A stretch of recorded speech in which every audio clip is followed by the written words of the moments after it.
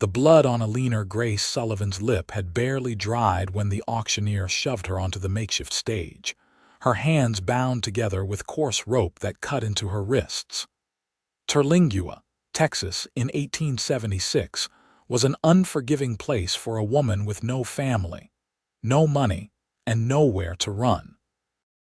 The mining town, nestled in the shadows of the Chizos Mountains, had seen its fair share of cruelty, but the wife auction happening tonight outside the saloon had drawn a particularly rowdy crowd of miners, drifters, and ranch hands. Next up, gentlemen. A fine young woman, 20 years if she's a day. The auctioneer's voice boomed across the dusty street. Bit damaged, as you can see, but nothing that won't heal. Former husband died in the silver mines last month and she can't pay her debts. Starting bid is $5. Grace kept her eyes downcast, unable to meet the leering gazes of the men who surrounded the stage. The bruises that blossomed across her cheekbone and around her eye were courtesy of her landlord, who had decided to sample the merchandise before bringing her to auction. Her late husband Michael had left her with nothing but debts, and the landlord had been quick to collect one way or another. $5, a voice called from the crowd. $7, another shouted. $10 for the woman. The bids continued to rise, each one making Grace's stomach twist tighter. These weren't men looking for a wife. These were men looking for property, a possession. Her fate was being decided by the contents of strangers' wallets, and there wasn't a thing she could do about it. $25. The voice that called out this bid was deep, authoritative, and made several heads turn. The crowd parted to reveal a tall man in a worn leather duster. His face was partially hidden beneath the brim of his hat, but Grace could see he had a strong jawline covered in several days' worth of stubble. A silver star glinted on his vest. $30, countered a red-faced miner swaying slightly from too much whiskey. $50. The man in the duster raised his bid without hesitation, his voice unwavering. The crowd murmured. $50 was more than a month's wages for most of the men gathered, going once, going twice. The auctioneer looked around eagerly, but no one challenged the bid. Sold to Sheriff Thorne. Sheriff Samuel Thorne stepped forward, his spurs jingling against the wooden platform as he approached Grace. She flinched instinctively when he reached toward her, causing him to pause. His eyes, a striking shade of blue, met hers for the first time. "No one will ever hurt you again," he said quietly so only she could hear. "That's a promise." Grace didn't believe him. She'd heard promises before from men who claimed they'd protect her, love her, care for her. None had kept their word. But as the sheriff untied her bound wrists with gentle hands that belied his rugged appearance, something in his steady gaze made her want to hope. "I'm buying your freedom, not you," he explained, keeping his voice low. "You'll stay at Mrs. Holloway's boarding house tonight. Get some rest, get cleaned up. We'll sort this out properly in the morning." The auctioneer thrust a bill of sale toward the sheriff, who crumpled it in his fist without looking at it. He dropped $50 more money than Grace had seen in months into the man's hand. "This ends now," Sheriff Thorne announced loudly enough for everyone to hear. "There will be no more auctions of women in my town. Anyone who tries will answer to me. Now go home, all of you." His tone left no room for argument. Slowly, grumbling, the crowd dispersed. Some men cast resentful glances their way, but none challenged the sheriff directly. "Can you walk?" he asked Grace, noticing how she wavered unsteadily on her feet. "Yes," she whispered, though her entire body ached from the landlord's beating. "I'm Sheriff Samuel Thorne," he said, offering his arm for support, "but everyone just calls me Sam." "Grace Sullivan," she replied, hesitantly accepting his arm. "I know who you are, Mrs. Sullivan. I knew your husband. I'm sorry for your loss." Grace said nothing to this. Michael Sullivan had been quick with his fists long before the silver mine claimed his life. His death had been both a tragedy and a relief, though she'd never admit that aloud. They walked slowly through the darkening streets of Terlingua. The small mining town was nestled in a valley, surrounded by the harsh beauty of the Texas desert. Oil lamps glowed in windows, and the last light of day painted the distant mountains in shades of purple and gold. Under different circumstances, Grace might have found it beautiful. "Why did you do that?" she finally asked as they approached a neat two-story building with a small sign identifying it as Holloway's boarding house. Sam paused on the porch steps, considering his answer. "Because it wasn't right. What happened to you isn't right, and I couldn't stand by and watch." "So it was just duty? Your job as sheriff?" "No, madam. Some things go beyond duty." His eyes traveled briefly to the bruises on her face, and something darkened in his expression. "No woman deserves to be sold like cattle, especially not one who's already suffered enough." Before Grace could respond, the door swung open to reveal a plump, gray-haired woman with kind eyes and a no-nonsense manner. "Samuel Thorne, I heard what happened at that disgraceful auction." Mrs. Holloway's gaze softened as it fell on Grace. "Come in, dear. Let's get you cleaned up and fed." "Mrs. Holloway will take good care of you," Sam assured Grace. "I've paid for a week's lodging. That should give you time to decide what you want to do next."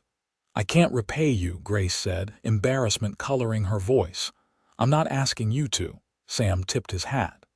"Good night, Mrs. Sullivan. I'll check on you tomorrow."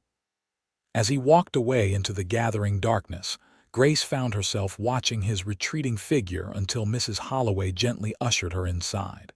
For the first time in longer than she could remember, Grace allowed herself to feel something dangerous: hope. The boarding house was clean and modestly furnished, a stark contrast to the cramped, filthy rooms she'd shared with Michael near the mines. Mrs. Holloway led Grace to a small but tidy bedroom on the second floor. The bathroom's down the hall. "I'll draw you a hot bath," the older woman said, lighting an oil lamp on the bedside table. "And I'll bring up some stew after you've washed. You look like you haven't had a proper meal in weeks." Grace sat gingerly on the edge of the bed, overwhelmed by the simple kindness. "Why are you helping me?" Mrs. Holloway paused in the doorway. "Sam Thorne doesn't waste his time on lost causes, dear. If he brought you here, you're worth helping." She studied Grace for a moment. "Those bruises. Your husband, he's dead," Grace replied flatly. "I know that." "I'm asking if he's the one who hurt you before." Grace looked away. "Sometimes. These are from my landlord." Mrs. Holloway's lips thinned into a hard line.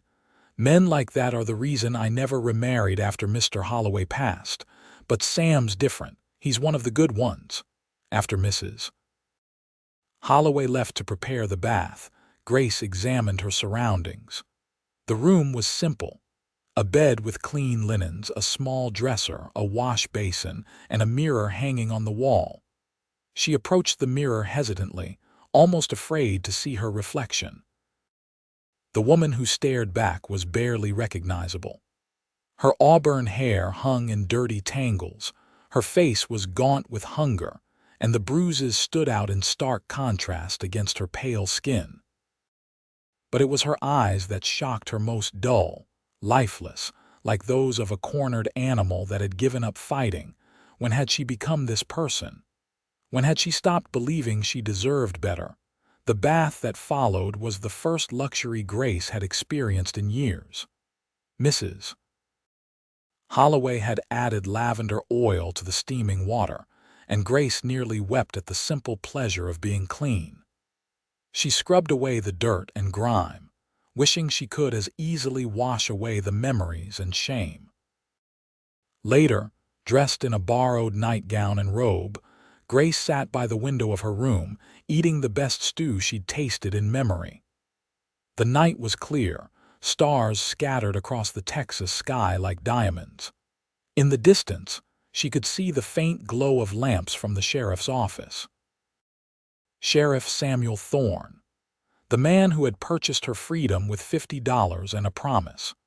Grace wasn't naive enough to believe that promise would hold. She'd learned the hard way that men's words were often as empty as the West Texas wind, but for tonight at least, she was safe, fed, clean. And for now, that was enough. Morning came with golden sunlight streaming through the thin curtains. For a disorienting moment, Grace couldn't remember where she was. Then it all came rushing back. The auction, the sheriff, Mrs. Holloway's kindness. After dressing in her only dress, washed and pressed by Mrs. Holloway, overnight, Grace made her way downstairs. The boarding house dining room held a long table where several boarders were already eating breakfast. Conversation stopped when she entered, and Grace felt the weight of curious stares. Mrs. Holloway appeared from the kitchen, carrying a plate of biscuits. "Good morning, Mrs. Sullivan. Come sit. You need a proper breakfast."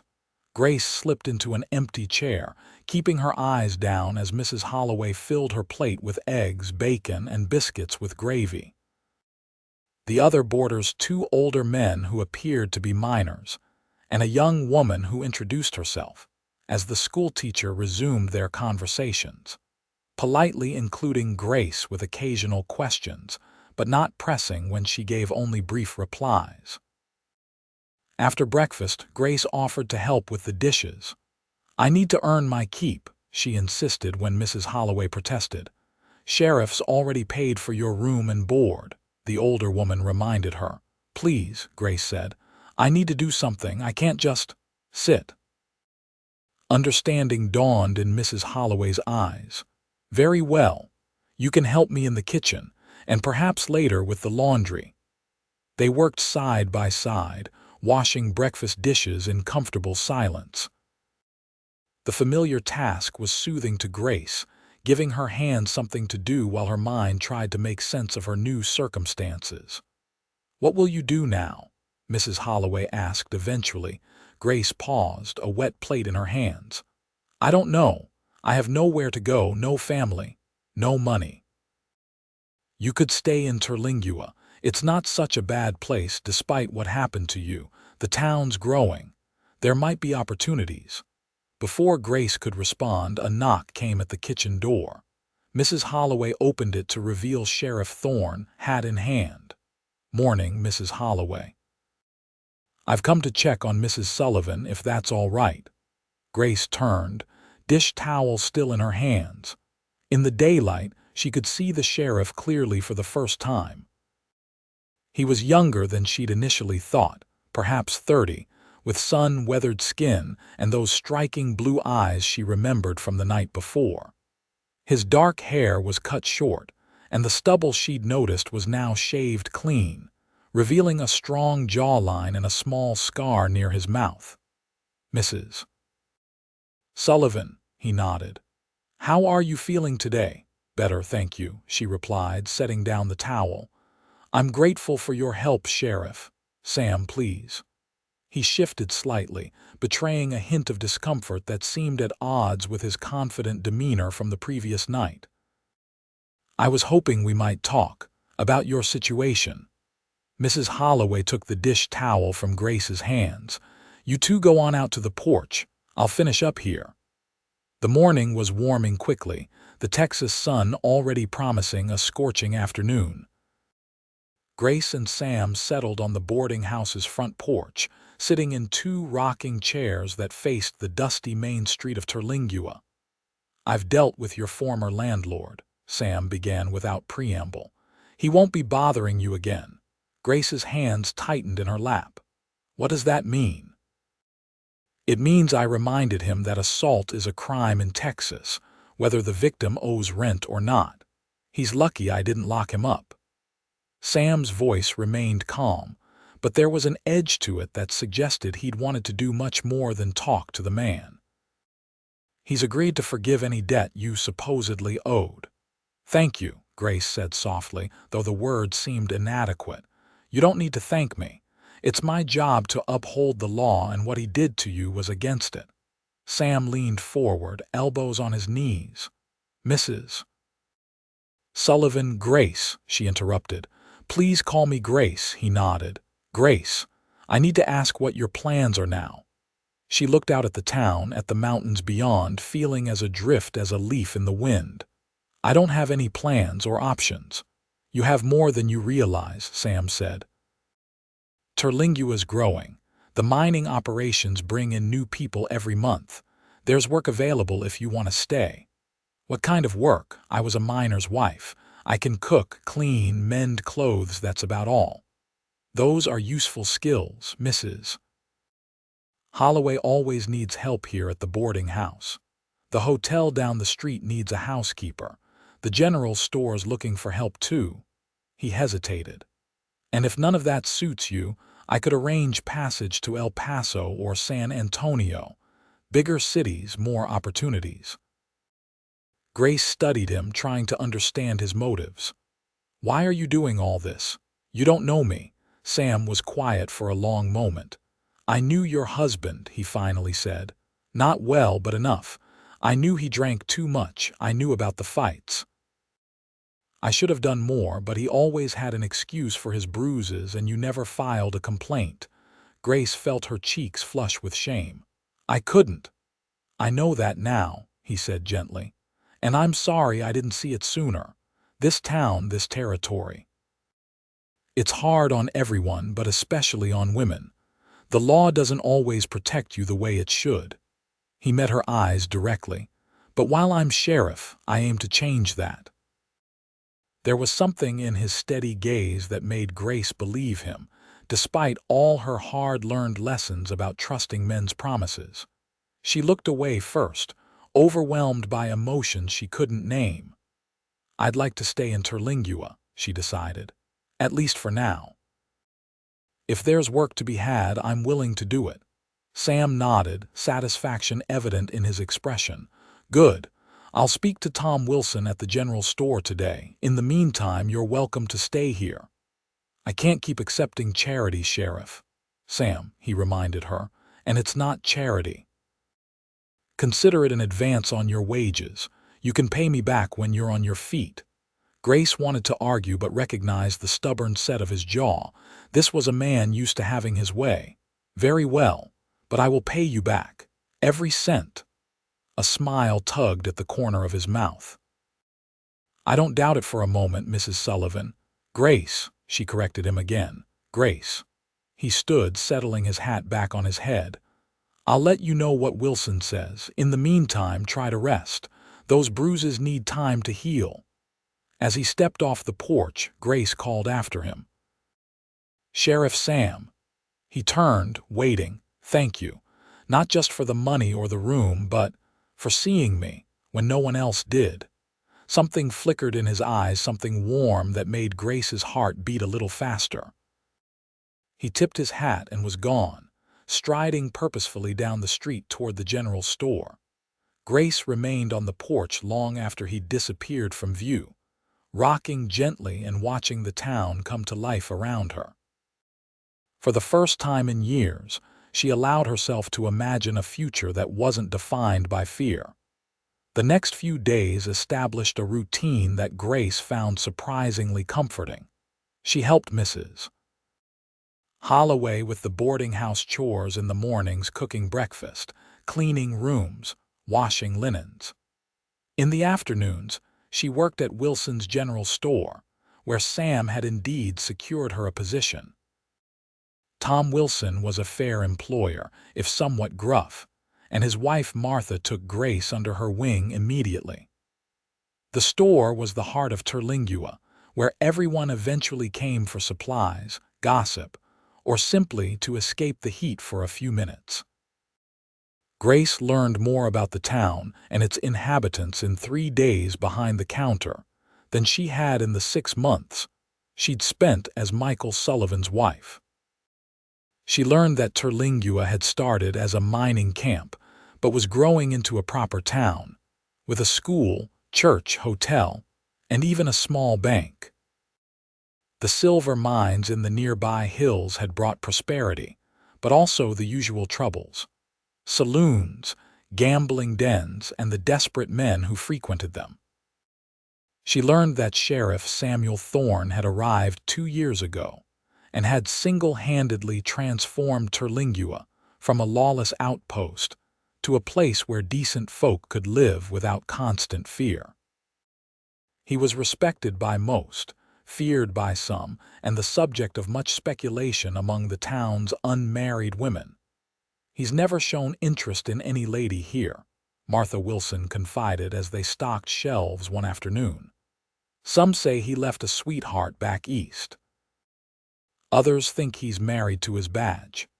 Grace said nothing, though she felt a curious flutter at this information. She told herself it didn't matter. She had no interest in men, married or otherwise. Her brief marriage to Michael had cured her of any romantic notions. Yet she couldn't deny a certain awareness whenever Sam visited the store, which he did frequently. He would tip his hat, ask how she was settling in, sometimes linger to chat about town news or the weather. Always polite, never presumptuous, but his blue eyes followed her in a way that made her both nervous and oddly pleased. By the end of her first week in Terlingua, Grace had earned enough to start paying Sam back and to buy a few necessities: a second dress, some undergarments, a hairbrush, and soap. Small things, but they represented independence she hadn't known in years. "You don't need to rush paying me back," Sam told her when she pressed $3 into his hand outside the church on Sunday morning. "I keep my promises," Grace replied firmly. The corner of his mouth twitched up. "I'm beginning to see that." The church service that morning was the first Grace had attended since Michael's funeral. She sat beside Mrs. Holloway, conscious of the curious glances from townspeople who had heard about the auction, but were seeing her for the first time. The bruises on her face had faded to yellowish smudges, but she still felt marked by them. Reverend Collins preached about redemption and new beginnings, words that seemed directed at Grace, though she knew they couldn't be. She found herself watching Sam, who sat several pews ahead with his deputy, his back straight and attentive. Was he seeking redemption too, or simply doing his duty as the town's leading citizen? After the service, as people gathered outside to socialize in the bright sunshine, Grace found herself approached by a group of women her age or slightly older. They introduced themselves as the wives of miners, merchants, and ranchers. Their welcome seemed genuine if cautious. "We're having a quilting circle on Tuesday at my home," offered a woman who introduced herself as Abigail Carter, the doctor's wife. "You'd be welcome to join us." Grace hesitated, overwhelmed by the simple normalcy of the invitation. "Thank you, I'd like that." From across the churchyard, she caught Sam watching her, a satisfied expression on his face. When their eyes met, he gave her a slight nod, as if approving of her integration into town life. That evening, as Grace sat on the boarding house porch enjoying the cooler air after sunset, Sam appeared, carrying a small package. "Evening, Grace," he greeted, removing his hat. "Mind if I join you?" "Of course not." She gestured to the empty rocking chair beside her. He sat, placing the package on the small table between them. "This came for you on yesterday's stage from El Paso. I took the liberty of collecting it." Grace stared at the package in surprise. "For me, but I don't know anyone in El Paso." "Open it," he suggested.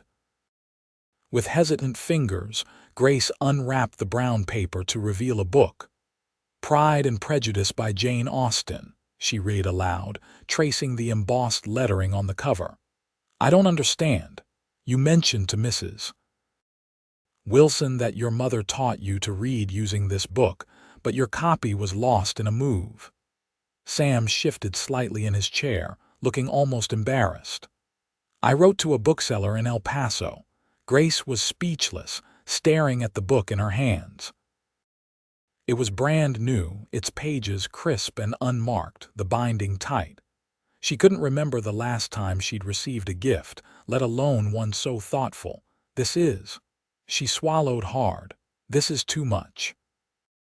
It's just a book, Sam said, though the intensity in his eyes suggested he knew it was much more. No one's ever. Grace trailed off, unable to continue as emotions threatened to overwhelm her. Sam seemed to understand. Your mother had good taste in literature. My own mother was fond of Miss Austen as well. Grace composed herself, clutching the book to her chest. Thank you. I'll treasure it. They sat in companionable silence as twilight deepened around them. In the distance, coyotes began their nightly chorus, and the first stars appeared in the darkening sky. Will you tell me about yourself, Sam? Grace asked eventually. Everyone in town seems to know my story, but I know very little about you. Sam rocked slowly, considering her request.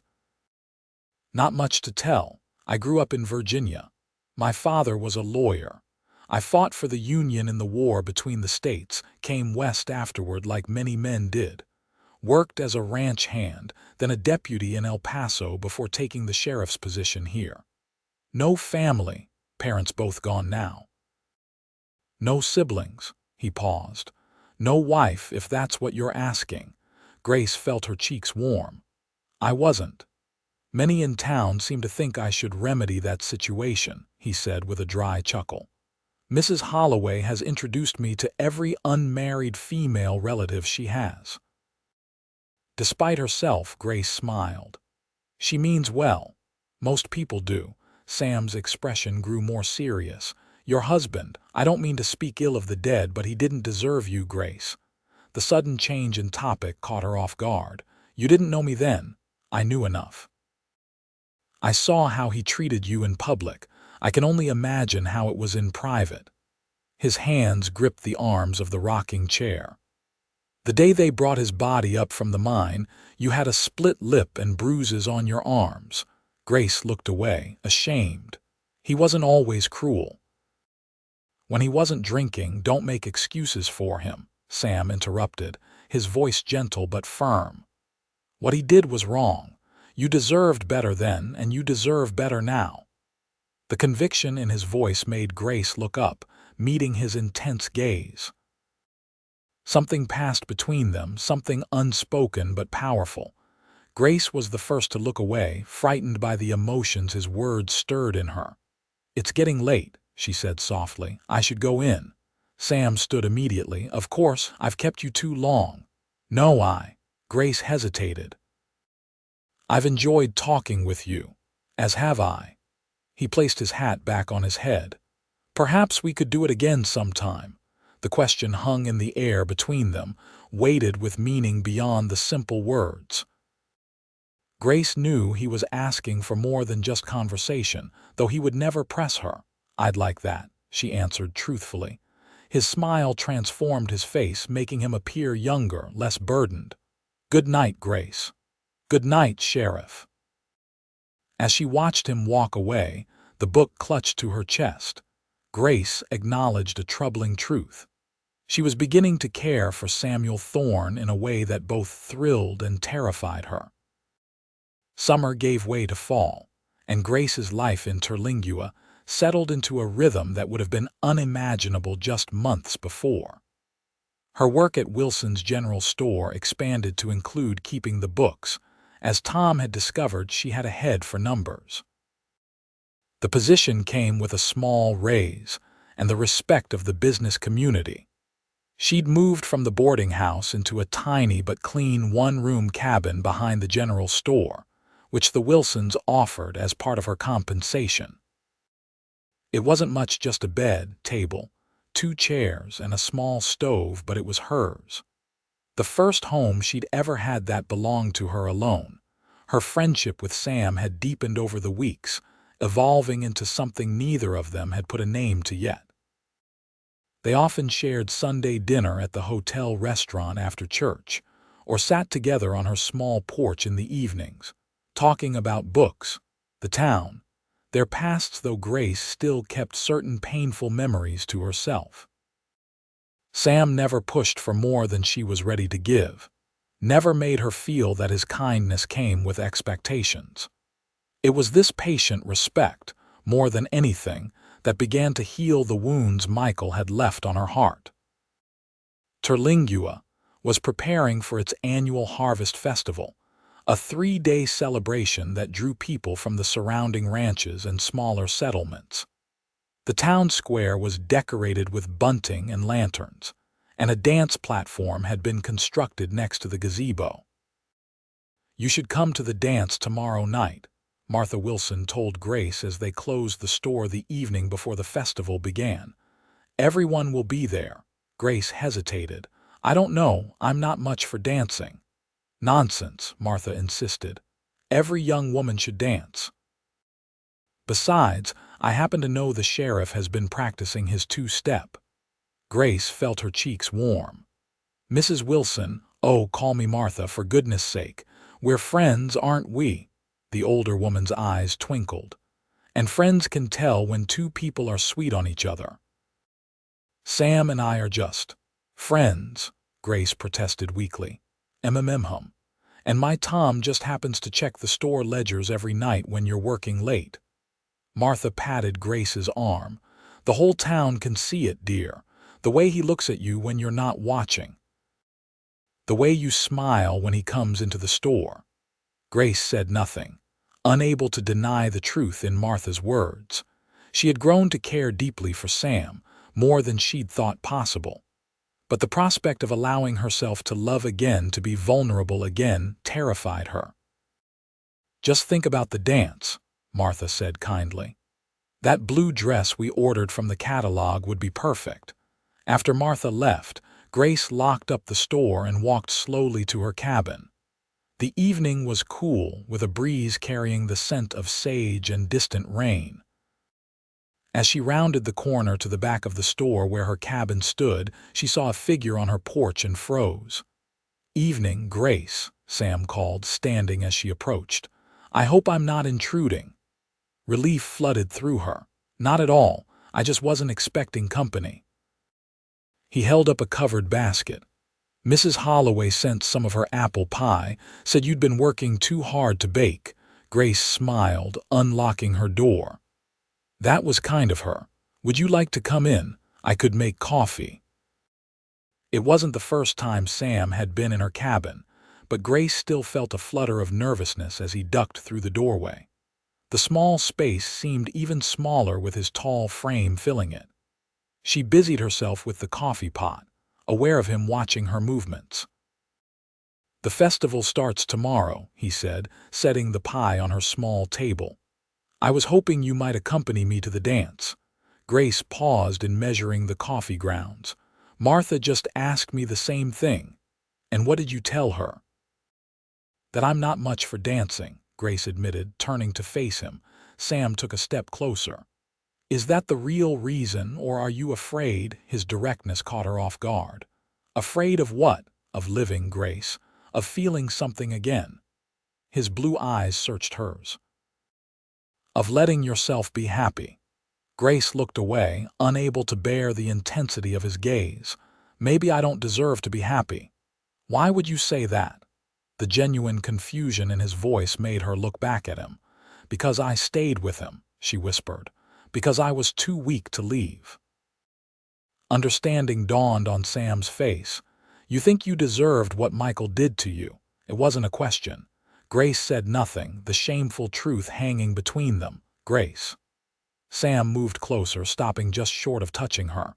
"You were not weak. You were surviving. There's a difference." "I could have left." "And gone where? Done what? A woman alone in this territory." He shook his head. "You did what you had to do, but you're not alone anymore." The simple statement broke something open inside Grace. Tears she'd held back for years spilled down her cheeks. Sam's arms came around her then, gentle but secure, offering comfort without demand. "I'm so tired of being afraid," she whispered against his shirt. His hand stroked her hair softly. "Then stop. Choose to trust again. Choose to live." Grace pulled back just enough to look up at him. "Is it that simple?" "No," he answered honestly. "It's probably the hardest thing you'll ever do, but I think you're brave enough to try." The faith in his eyes was almost too much to bear. Grace reached up, her fingers brushing his cheek. Sam went very still, his eyes never leaving hers. "I'll go to the dance with you," she said softly. His smile was like sunrise breaking over the mountains. "I was hoping you'd say that." The night of the harvest dance arrived clear and cool, with a full moon rising over the Chisos Mountains.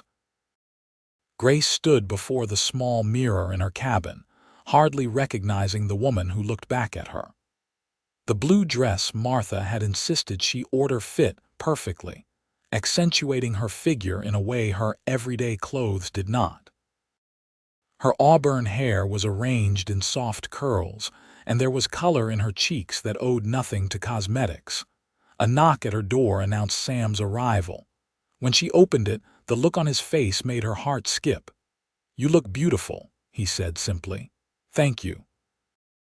She took in his appearance, the clean black suit, crisp white shirt, polished boots. "You clean up rather well yourself, Sheriff." He offered his arm with a smile. "Shall we?" The town square was transformed. Lanterns hung from every tree and post, casting a warm glow over the festivities. A small band played on a raised platform, and couples already filled the dance floor. Long tables groaned with food brought by townspeople: pies, cakes, roasted meats, and vegetables from fall harvests. Grace felt eyes turn toward them as they arrived, but for once, she didn't mind the attention. Sam's solid presence beside her gave her confidence she'd never felt before.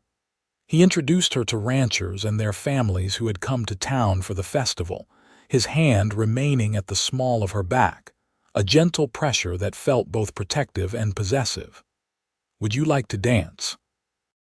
he asked as the band began a waltz. Grace hesitated only briefly. "Yes." Sam led her onto the floor, one hand taking hers, the other settling respectfully at her waist. "I should warn you, I'm not very practiced at this." "Neither am I," Grace admitted. "Then we'll learn together." And they did. After a few awkward starts, they found their rhythm, moving together as if they'd been dancing for years. Grace relaxed into the music, into the feel of Sam's hand in hers, into the simple joy of the moment. "Everyone's watching us," she murmured as they turned. Sam's eyes never left her face. "Let them watch. I'm only looking at you." The evening passed in a blur of dancing, laughter, and conversation. Grace found herself welcomed by the community in a way she'd never expected, not as the battered widow auctioned in the street, but as a respected member of the town, as Sam's companion. As the night wore on and the crowd thinned, Sam led her away from the dance floor toward the edge of town where the desert stretched out under the moonlight. "Are you tired?" he asked. "I can walk you home." "Not yet," Grace replied. "It's beautiful out here." They stood in comfortable silence, looking out at the silver-washed landscape. The music from the dance drifted to them faintly on the night breeze. "I need to tell you something, Grace," Sam said finally. "Something I should have told you before." Grace turned to him, suddenly anxious. "What is it?" "The night of the auction." He took a deep breath. "It wasn't coincidence that I was there. I'd been watching your situation since Michael died. I knew your landlord was pressuring you, threatening you. I should have intervened sooner, but I was trying to find a legal way to help without." He gestured vaguely. "Without making you feel obligated to me." Grace processed this information slowly. "You were watching over me." "Even then," Sam nodded, his expression troubled. "I failed you that night. I should have stopped things before they got so far, before he hurt you." "You saved me," Grace corrected him, "when no one else would." "I should have done more," he insisted. "When I saw those bruises, saw you standing there like you expected nothing but more pain." His jaw tightened. "I wanted to kill him." The raw emotion in his voice stirred something deep within Grace. "Sam." I've never felt that way before, he continued, his words coming faster now. I've faced outlaws, drunken cowboys, even a band of Comanche once never felt anything but calm. But seeing you that night changed something in me. He took her hands in his. I think I started falling in love with you right then, Grace Sullivan, and every day since has only made me more certain. Grace stared at him, her heart pounding in her chest. No man had ever spoken to her this way, with such honest emotion, such vulnerability. You don't have to say anything now, Sam added quickly. I know this is sudden, and given what you've been through, Grace silenced him by placing her fingers gently against his lips. It's not sudden. Not really. She took a steadying breath. I've been fighting my feelings for you almost since the day we met. Fighting because I was afraid of being hurt again, afraid of being wrong about you. And now, Sam asked, his voice barely above a whisper. Now I'm still afraid, she admitted. But I'm more afraid of never knowing what it's like to be truly loved, to truly love in return. Sam's hand came up to cup her cheek. I would never hurt you, Grace. Never. I believe you, she whispered, and realized with surprise that she truly did. When Sam lowered his head to kiss her, Grace met him halfway. His lips were gentle on hers, asking rather than demanding, offering rather than taking. It was nothing like the harsh, possessive kisses Michael had forced on her. This was a conversation, a promise, a beginning. When they finally parted, Sam rested his forehead against hers. I love you, Grace Sullivan. The words, spoken so simply and honestly, broke the last of her resistance. I love you too, Samuel Thorne. The walk back to her cabin took longer than necessary as they stopped often to talk, to touch, to kiss under the Texas stars. At her door, Sam took both her hands in his. I should let you rest, he said reluctantly. Grace nodded, though she was far from tired. Will I see you tomorrow? Wild horses couldn't keep me away. He kissed her once more, tenderly. Sweet dreams, Grace. As she watched him walk away, Grace touched her lips, still feeling the imprint of his kiss. For the first time in years, she looked forward to the morning, to the future, to all the possibilities that lay ahead. Winter in Terlingua was mild compared to the northern states, but the desert nights grew cold enough to require a fire. As December approached, Grace found herself busier than ever at Wilson's General Store. The holiday season brought increased business as people ordered special items from the catalog and stocked up for winter. Her relationship with Sam had blossomed over the autumn months. They spent most evenings together, either at her cabin or walking through town. On Sundays, they attended church together, then often rode out to explore the surrounding countryside, Sam on his sheriff's horse, Grace on a gentle mare she'd purchased with her savings. The town had accepted their courtship as natural, even inevitable. Grace had fully integrated into Terlingua society, becoming friends with many of the women who had initially viewed her with cautious curiosity. She helped with the school's Christmas pageant, joined the quilting circle, and volunteered at the small infirmary when Dr. Carter needed extra hands. It was a life she'd never imagined possible, one filled with purpose, friendship, and love. You're a million miles away, Martha observed one afternoon as they decorated the store for Christmas. Thinking about the sheriff again, Grace smiled, adjusting a wreath on the wall. Is it that obvious? Only to anyone with eyes, Martha teased. You two are the talk of the town, you know. Everyone's wondering when he'll propose. The wreath slipped in Grace's hands. Martha, oh, don't act surprised. You've been courting for months. It's only natural people would speculate. Martha handed her another nail. Unless you're not interested in marriage. Grace focused on securing the wreath. It's not that, it's just complicated. Because of your first husband, partly, Grace sighed. And partly because I've only just found my independence. The idea of becoming someone's wife again is frightening, Martha suggested gently. Yes. Grace turned to face her friend. Is that terrible of me? I love Sam, I truly do. But the thought of giving up my freedom, my home, my work. Who says you'd have to give up anything? Martha interrupted. Sam Thorne isn't Michael Sullivan. He loves you for who you are, not for who he can make you be. I know that, Grace said softly. In my head I know it, but my heart still remembers what it was like before. Martha squeezed her hand. Talk to him, dear. Tell him your fears. If he's the man we all think he is, he'll understand. Later that evening, as Grace and Sam sat before the fire in her cabin, she took Martha's advice. Over cups of coffee and slices of apple pie, she shared her concerns about marriage, about losing herself again. Sam listened without interruption, his face serious but open. When she finished, he set his cup down and took her hands in his. Grace, I would never ask you to give up the life you've built, he said firmly. Your independence, your work, they're part of who you are, part of why I love you. But if we married, he continued, we would be partners, equals. I don't want a wife who exists only to serve me. I want you exactly as you are. Grace studied their intertwined fingers. I've been thinking about this for weeks, afraid to bring it up.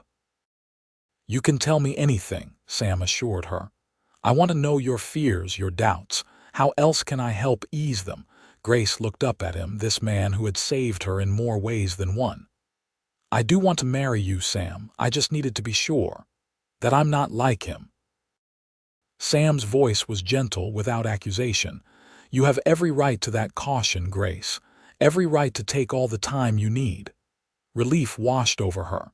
You're not upset at you? Never, he smiled, raising her hand to his lips.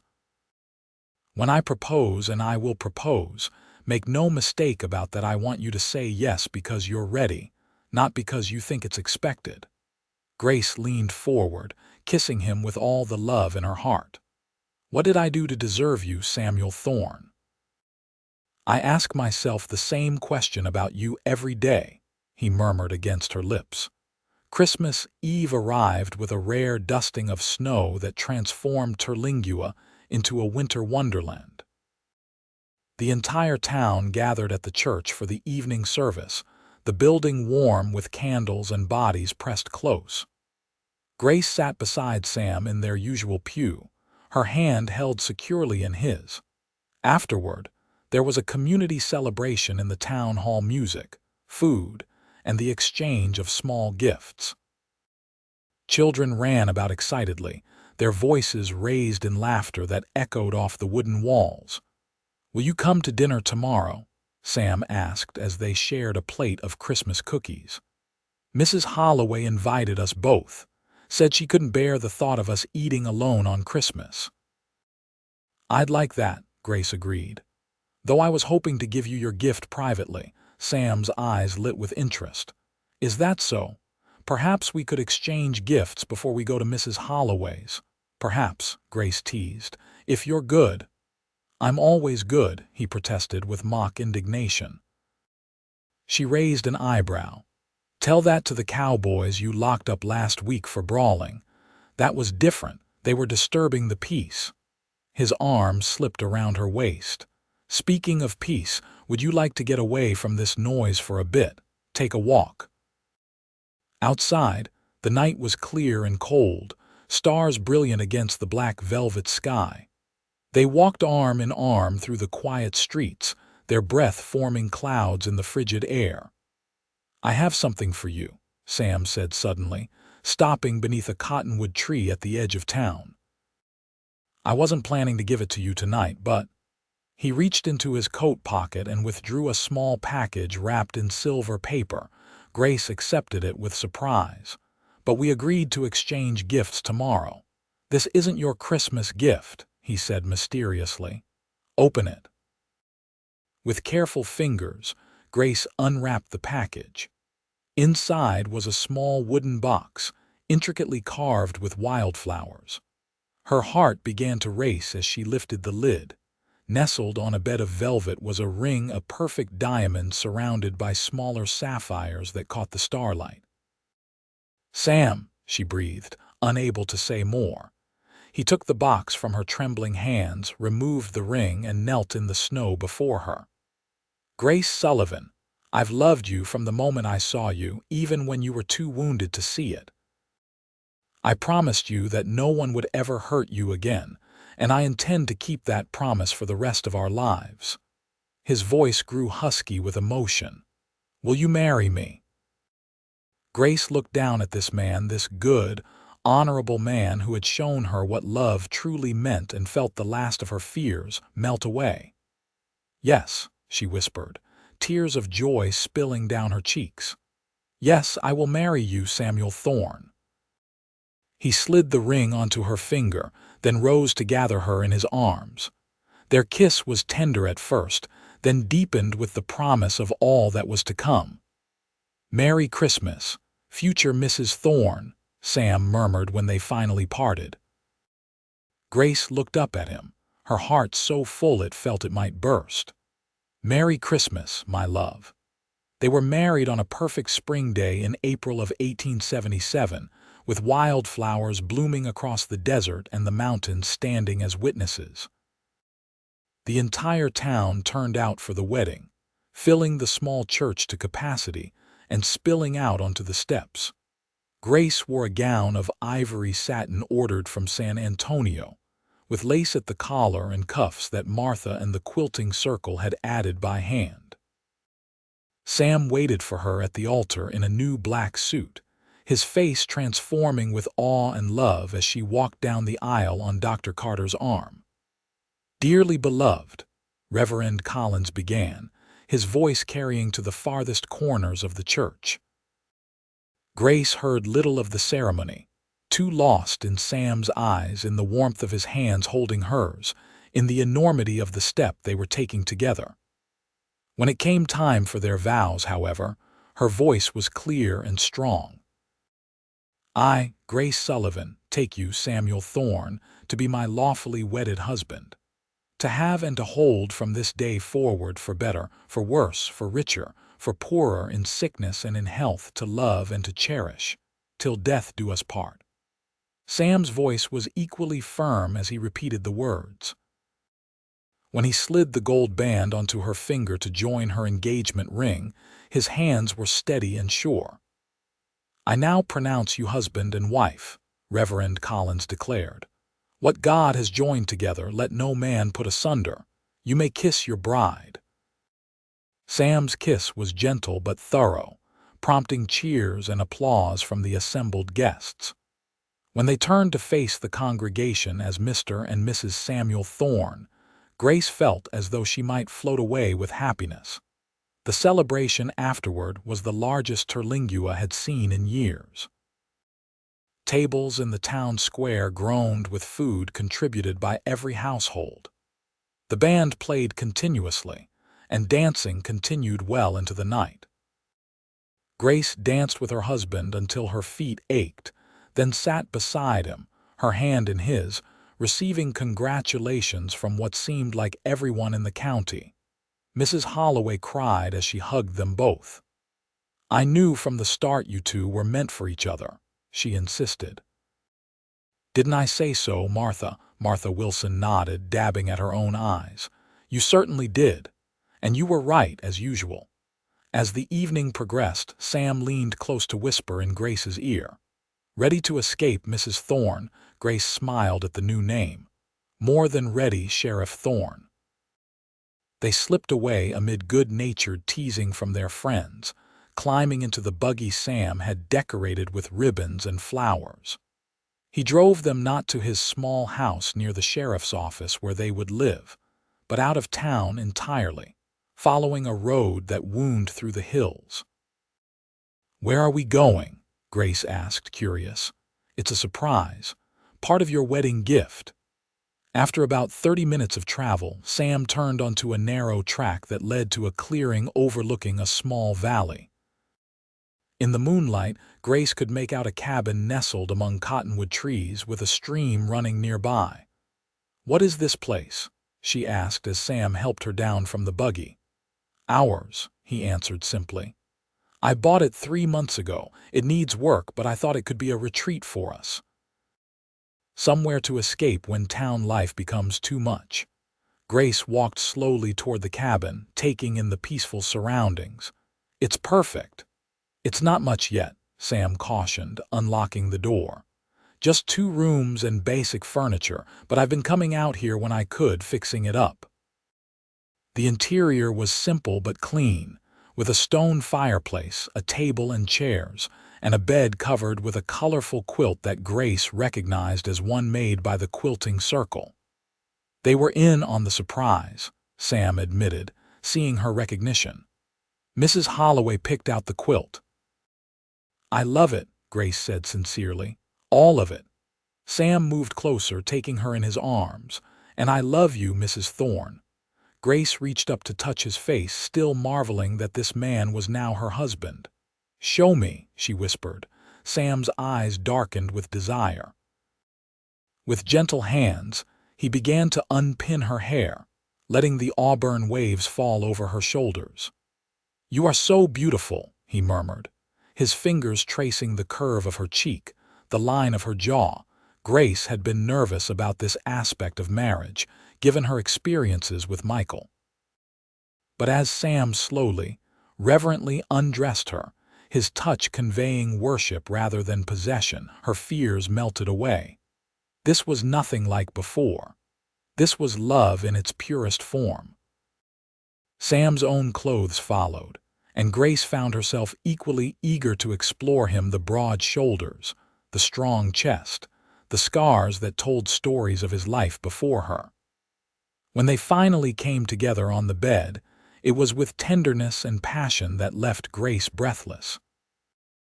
Afterward, they lay entwined beneath the quilt, the moonlight streaming through the window casting silver patterns on their skin. "Are you happy?" Sam asked, his voice a low rumble in the quiet night. Grace turned in his arms to face him. "More than I ever thought possible." "Even though you had to give up your independence?" There was a teasing note in his voice, but genuine concern beneath it. "I haven't given up anything," Grace corrected him. "I've gained a partner. There's a difference." Sam kissed her forehead. "A wise woman once told me that." "She sounds impressive," Grace yawned, nestling closer to his warmth.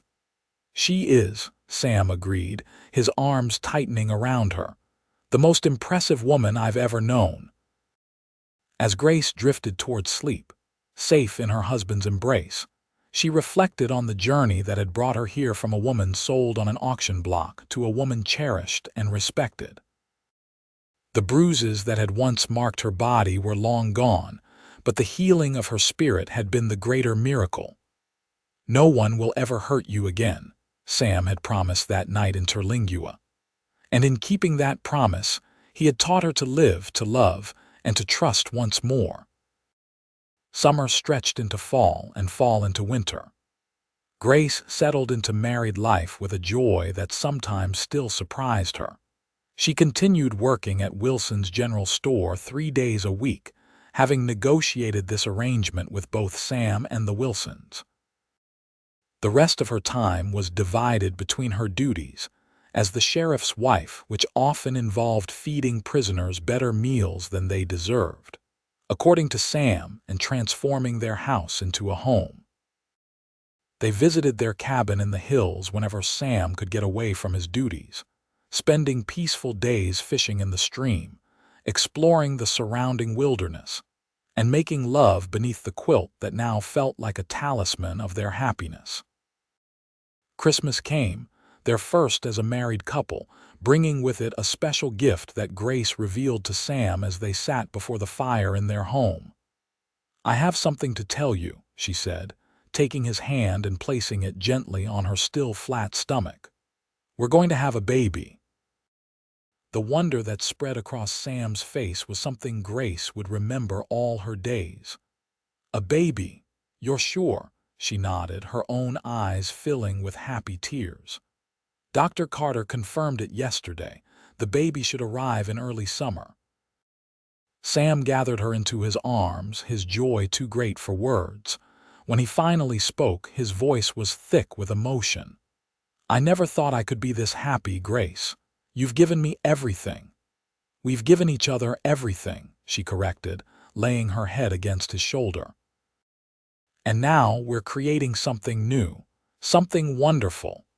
The news spread quickly through Terlingua, bringing a flood of congratulations and advice from the townswomen. Mrs. Holloway immediately began knitting baby clothes, while Martha Wilson organized the quilting circle to create a special blanket for the new arrival. As winter deepened, Grace's body began to change, the slight rounding of her belly a constant reminder of the miracle growing within her. Sam was attentive to the point of hovering, much to the amusement of the town. "He nearly arrested Jim Parker for smoking too close to you yesterday," Dr. Carter's wife told Grace with a laugh during a quilting session. Poor Jim looked like he'd seen a ghost when Sam told him tobacco smoke might harm the baby. Grace smiled, threading her needle. "He's been reading every medical book he can find. I think he's determined to know more about pregnancy than Dr. Carter himself." "It's sweet," Abigail Carter said. "Thomas was the same way with our first. By the third, he was telling me to call him when the baby arrived." The women laughed, but Grace felt a surge of gratitude for the community that had embraced her so completely. These women had become her family in a way she'd never experienced before.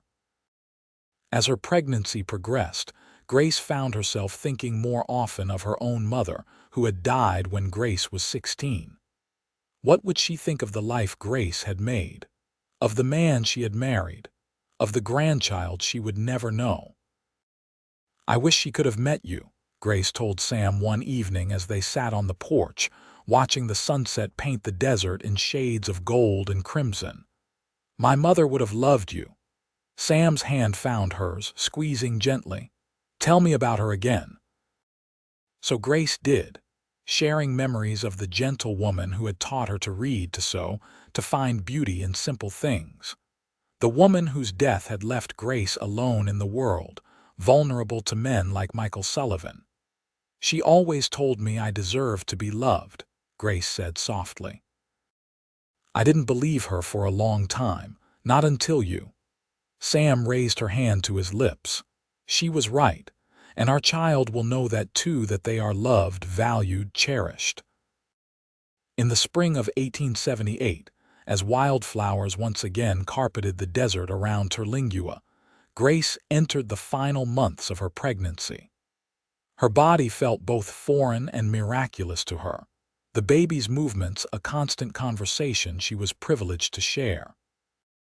Sam insisted she stop working at the store, though Grace negotiated to continue keeping the books from home. He arranged for a young woman named Sarah to help with household chores and cooking, despite Grace's protests that she wasn't an invalid. "Humor me," Sam pleaded.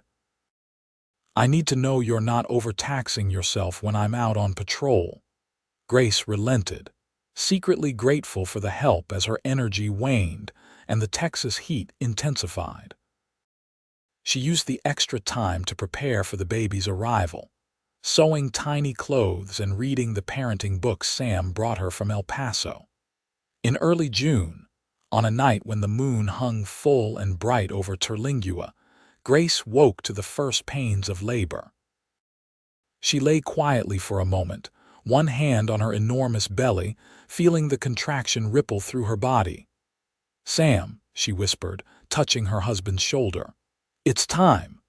The next 12 hours were a blur of pain and determination. Sam refused to leave her side despite Dr. Carter's initial suggestions, holding her hand through each contraction, wiping her brow, murmuring encouragement when she felt she couldn't continue. "You're the strongest person I know," he told her as the labor intensified. "You can do this, Grace. I'm right here with you." And when their son finally entered the world with a lusty cry, It was Sam who placed the swaddled infant in Grace's arms, his own face wet with tears of joy. "He's perfect," Grace whispered, counting tiny fingers and toes. "Look what we made, Sam." "What will you call him?" Dr. Carter asked as he cleaned up his instruments. Grace looked at Sam, who nodded for her to answer. "William," she said softly. "William Samuel Thorne, after my father and his." Later, when the doctor had gone and the house was quiet save for the occasional soft sounds from the baby sleeping in the cradle beside their bed, Sam sat on the edge of the mattress, his hand gently stroking Grace's hair. "Thank you," he said simply. Grace smiled up at him, exhausted but euphoric. "For what? For William. For you. For this life we have together." He leaned down to kiss her forehead. "When I saw you that night at the auction, I never imagined we would come to this." "Neither did I," Grace admitted. "I was so broken then. So afraid." "Not anymore," Sam observed, pride evident in his voice. "No, not anymore." Grace took his hand, bringing it to her lips. "You kept your promise, Sam. No one has hurt me since that night. Instead, you've given me nothing but joy." The baby stirred in his cradle, making small mewling sounds that would soon become cries. Sam rose to lift him, cradling the tiny form against his broad chest with a tenderness that made Grace's heart swell. "Hello, William," he murmured. "Welcome to the world, son. Your mama and I have been waiting for you." Grace watched them, her husband and son silhouetted against the moonlight streaming through the window. From auctioned woman to beloved wife and mother, the journey had been long and often painful, but she wouldn't change a moment of it if it meant losing what she had now. As Sam placed the baby in her arms to nurse, Grace thought of all the women who still suffered as she once had women without voice or choice, owned rather than loved. Perhaps someday she would find a way to help them, to offer them the same chance at happiness she had found. But for now, in this perfect moment with her family, Grace Sullivan Thorne was simply grateful. For the bruises that had healed, for the heart that had learned to love again, and for the cowboy who had kept his promise. The years passed in a sweet rhythm of seasons. William grew from a sturdy infant to a curious toddler with his father's blue eyes and his mother's auburn hair. When he was 3, Grace gave birth to a daughter they named Elizabeth Rose, with Sam once again refusing to leave her side during the delivery. Terlingua grew as well, the silver mines bringing prosperity and new families to the once small settlement. The railroad came within 20 miles of town, making travel and shipping easier. Sam remained sheriff, his reputation for fairness and honesty extending throughout the county. Grace continued to keep the books for Wilson's General Store, now bringing her children with her on the days she worked there. She also started a small lending library in a corner of the store, using books donated by townspeople and ordered from catalogs. Reading had been her escape during the dark days of her first marriage. Now she wanted to share that gift with others. Their cabin in the hills became a regular retreat, especially during the hottest summer months when the higher elevation offered relief from the desert heat. They added rooms as their family grew, but kept the original 2 rooms unchanged, a testament to their beginnings. When William was 8 and Elizabeth 5, Grace discovered she was expecting their 3rd child. The pregnancy was more difficult than her previous 2, with Dr. Carter ordering bed rest for the final months.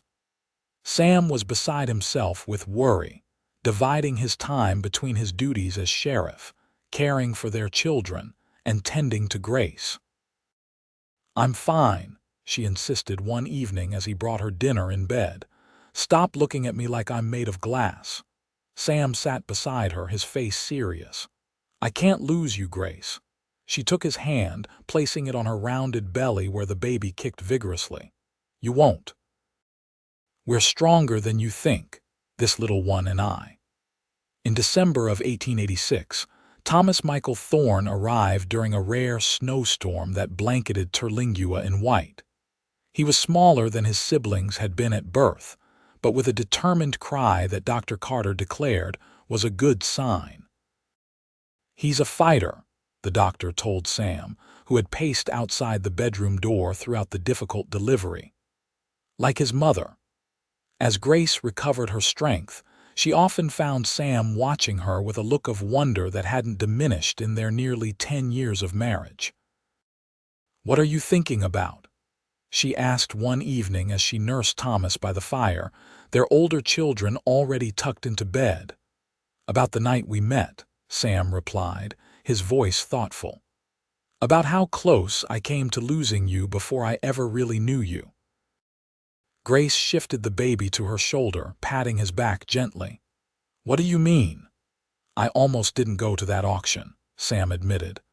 "I knew it was happening, knew you were in trouble, but I tried to help you legally and hit nothing but walls. When your landlord turned up with bruises on his knuckles that day, bragging about how he'd handled you." Sam's jaw tightened at the memory. "I wanted to kill him. Instead, I decided to use the law to buy your freedom and then charge him with assault afterward." "You never told me that part," Grace said softly, "because I'm not proud of how long it took me to act." Sam moved to kneel beside her chair, his hand gently stroking the baby's head. "If I'd been braver faster, you might have been spared that public humiliation." Grace touched his face, turning it up to meet her gaze. "Or we might never have met at all. Everything that happened led us here, Sam. To this life, these children, this love," she smiled. "I wouldn't change any of it." Sam turned his head to kiss her palm. "Neither would I." As the years continued to pass, their children grew into fine young people who made their parents proud. William, serious and thoughtful like his father, decided to study law in Austin. Elizabeth, with her mother's compassion and determination, became a teacher in Terlingua's expanded school. And young Thomas, the most adventurous of the three, dreamed of exploring the West as it rapidly changed around them. In 1896, as they celebrated their 20th wedding anniversary, Sam surprised Grace with the deed to a new building on Terlingua's Main Street. "What's this?" she asked, examining the official document. "Your library," Sam answered, his smile widening at her confusion. "A proper one, not just a corner in Wilson's store. The town council approved the funding last month." Grace stared at him in shock. "But I didn't ask for this." "You didn't have to." Sam took her hands in his. "Everyone could see how much good your little lending library was doing, how many minors' children learned to read because of the books you provided, how many women found comfort and escape in stories during hard times." His eyes held hers. "The Terlingua Public Library needs a proper librarian, Mrs. Thorne. The council hoped you might accept the position." Tears filled Grace's eyes. At 50, her auburn hair was now streaked with silver, and fine lines crinkled around her eyes when she smiled. But in that moment, she felt as young and full of possibility as she had on their wedding day. "Yes," she whispered. "Yes, of course I'll accept." The library opened that fall, a single-story building with large windows to capture the desert light. Grace filled the shelves with books from her personal collection, donations from townspeople, and new volumes ordered with the modest budget the council had approved. She created a special section dedicated to women's education and advancement, stocking it with progressive texts that raised eyebrows among some of Terlingua's more conservative residents. But Sam supported her efforts wholeheartedly, even when they occasionally drew criticism. "Your mother is a revolutionary," he told their children with pride. "Always has been." Grace would laugh at this characterization. "Hardly a revolutionary, just someone who believes everyone deserves knowledge and choices." But privately, she took great satisfaction in the changes she witnessed in Terlingua, over the decades changes she had helped bring about in her own small way. Young women who might once have been forced into marriages like her first now had options: education, employment, independence.